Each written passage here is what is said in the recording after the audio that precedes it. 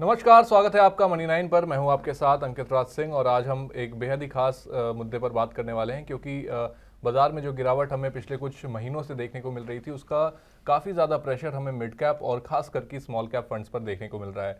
अब small cap funds को लेकर के एक डेटा सामने आया जहां पर पता चला कि स्मॉल कैप्स ने स्ट्रेस टेस्ट कराया जो कि उन्हें हर 1 से 2 महीने पर कराना होता है, जिसमें ये पता चलता है कि अगर जो ये फंड हाउसेज हैं उन्हें अगर अपने स्मॉल कैप या फिर मिड कैप फंड्स को लिक्विडेट करना पड़ा, 50% ऑफ द फंड अगर उन्हें लिक्विडेट करना पड़ा तो उन्हें कितना समय लगेगा। तो इसको लेकर के एक डेटा सामने आया, म्यूचुअल फंड्स ने अपना डेटा शेयर किया है। अब इसमें क्या कुछ सामने आया है, कितना प्रेशर स्मॉल कैप फंड्स पर देखने को मिल रहा है, ये सब समझने की हम कोशिश करेंगे। मेरे साथ मेरे सहयोगी सत्यम सिंह हैं। सत्यम, बहुत बहुत स्वागत है आपका। जी अंकित, थैंक यू। आई थिंक सत्यम, सबसे पहले ये समझना चाहेंगे कि इस समय पर मौजूदा हालत क्या है स्मॉल कैप फंड्स की। तो स्मॉल कैप्स में जैसा कि हम सभी जानते हैं कि जो इक्विटी में इन्वेस्ट करते हैं तो वो स्मॉल कैप कंपनियों में करते हैं और जिसकी वजह से उन पे लिक्विडिटी का प्रेशर बहुत ज़्यादा रहता है। लिक्विडिटी को ऐसे समझिए कि जब भी आप बेचने जाते हैं तो कोई चीज़ कितनी आसानी से बिक सकती है, जैसे कि गोल्ड सबसे ज़्यादा लिक्विड होता है और अगर आपके पास कैश पड़ा है तो वो सबसे ज़्यादा लिक्विड है क्योंकि उससे आप कुछ भी खरीद सकते हैं, बेच सकते हैं। इसी तरह शेयर्स में भी ये होता है। अब ऐसी कौन सी कंपनी, जब आप लार्ज कैप की सेलिंग करते हैं तो वो इजीली बिक जाते हैं क्योंकि उनके बायर्स काफ़ी ज़्यादा होते हैं, उनमें वॉल्यूम हाई होता है। लेकिन जब ये स्मॉल कैप में हम आते हैं तो उसमें हमें लिक्विडिटी का प्रेशर देखने को मिलता है। जो स्ट्रेस में रिजल्ट आए वो तो उसके पहले जो थे म्यूचुअल फंड्स को तकरीबन 22 दिनों का समय लगता था अपना 50% हिस्सा बेचने के लिए। यानी अगर उनका AUM size small cap equity में 1000 करोड़ का है तो उन्हें 500 करोड़ रुपए का कैश इकट्ठा करने में, यानी आधा पोर्टफोलियो बेचने में कितना समय लगेगा, इसी को स्ट्रेस टेस्ट के जरिए पता किया जाता है कि उन पर कितना स्ट्रेस आ रहा है लिक्विडिटी का। पहले ये 22 दिन था।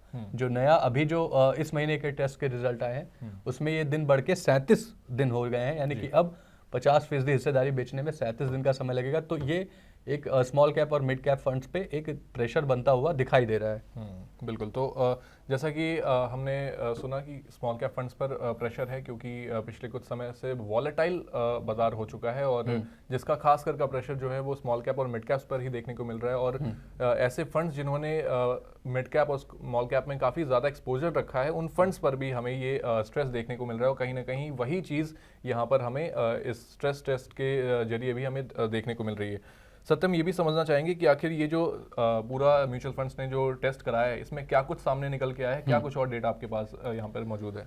तो इसमें टॉप 10 स्मॉल कैप फंड्स जो हैं उसमें 50% पोर्टफोलियो को लिक्विडेट करने में 37 दिनों का अब समय लगेगा। यानी कि स्ट्रेस में यही नतीजा आया कि जो पहले 22 दिन लगते थे वो बढ़ के अब 37 दिन हो गए। उनकी लिक्विडिटी कम होती हुई दिखाई दी है, स्ट्रेस बढ़ता हुआ दिखाई दिया है। इसके पहले भी हमने देखा था कि कई स्मॉल कैप फंड्स ऐसे हैं जिनको अपनी पोर्टफोलियो में इनस्टेबिलिटी का सामना करना पड़ रहा है, काफ़ी फ्लक्चुएशंस देखनी पड़ रही है क्योंकि सीधी सी बात हमने देखा बाजार में भी मिड कैप की पिटाई चल रही है, स्मॉल कैप्स की भी पिटाई चल रही है, गिरावट है। तो उसका असर इन पर भी आने को आता हुआ दिखाई दे रहा है। बाजार भी बहुत ही वोलाटाइल है और जब वोलाटाइल होता है तो इसका असर सबसे ज़्यादा स्मॉल कैप्स पे पड़ता है, जिसकी वजह से हमें ये उतार चढ़ाव देखने को मिल रहा है। हालांकि अब निवेशकों को सतर्क होने की ज़रूरत है क्योंकि उनके फंड्स में भी लॉस हो रहा है और प्लस अगर लिक्विडिटी का भी क्रंच आता है तो ये एक बड़ा सवाल उठेगा।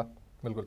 और जैसा कि हमने यहाँ पे समझ लिया कि जो लिक्विडिटी का जो क्रंच है वो काफ़ी ज़्यादा इंपॉर्टेंट हो जाता है ऐसे समय पर जब काफ़ी ज़्यादा जो निवेशक हैं वो अपना अगर म्यूचुअल फंड में जो उनकी यूनिट्स है उसको बेचना चाहते हैं तो ऐसे में जो फंड हाउसेस हैं उनके लिए बहुत ही मुश्किल का वक्त हो जाएगा कि उन्हें अपने पोर्टफोलियोज को बहुत ही जल्द लिक्विडेट करना पड़ेगा। और इसी चीज़ को इस टेस्ट में भी जानने की कोशिश की गई है। लेकिन सत्यम, ये भी जानना चाहेंगे कि आखिर सेबी का इस पूरे मामले पर क्या नियम है, म्यूचुअल फंड्स को लेकर के लिक्विडेशन पर क्या नियम है सेबी के।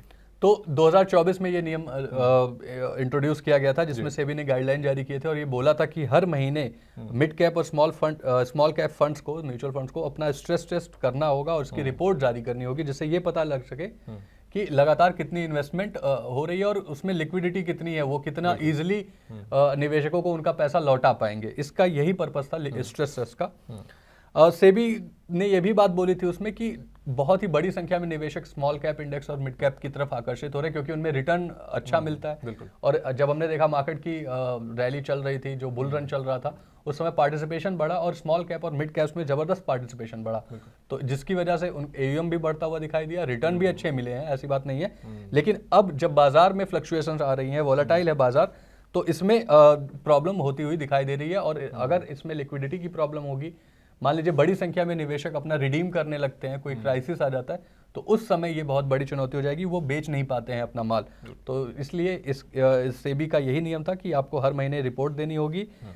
इसका मेन पर्पस ये था कि निवेशकों को सतर्क किया जा सके, उनके इन्वेस्टमेंट की वैल्यू उनको पता चलती रहे, जिससे वो अपने डिसीजंस प्रॉपर तरीके से ले सके। एक्टिव इक्विटी सेगमेंट के फंड्स में अगर हम देखें तो स्मॉल कैप और मिड कैप का सबसे बड़ा हिस्सा है। मतलब जो इन्वेस्टर्स हैं वो सबसे ज़्यादा मिड कैप और स्मॉल कैप के ही म्यूचुअल फंड्स को जो इक्विटी सेगमेंट में इन्वेस्ट कर रहे हैं उसी का ही चयन करते हैं, उसी में ही इन्वेस्टमेंट करते हैं। तो इसलिए ये मिड कैप और स्मॉल कैप को हर महीने स्ट्रेस टेस्ट कराना होता है। ये सेबी की गाइडलाइंस हैं अभी। बिल्कुल। तो जैसा कि हमने समझा कि इस पूरे मामले पर सेबी का क्या नियम है, और उसी नियम के तहत जो म्यूचुअल फंड्स हैं उन्होंने भी ये टेस्ट कराया, और इस टेस्ट में जो डेटा निकल के आया वो काफ़ी गंभीर यहाँ पर जो मार्केट की जो स्थिति है उसको भी दर्शाता है, और जो हमारे निवेशक हैं उनके लिए भी काफ़ी सतर्क रहने की यहाँ पर ज़रूरत है, क्योंकि लगातार जो स्ट्रेस है इन फंड्स पर वो बढ़ता जा रहा है, और जिसकी वजह से आने वाले समय में अगर स्मॉल कैप्स और मिड कैप में और ज़्यादा प्रेशर आता है और ज़्यादा बिकवाली देखने को मिलती है, तो कहीं ना कहीं ये म्यूचुअल फंड्स के लिए एक बड़ी दिक्कत हो सकती है।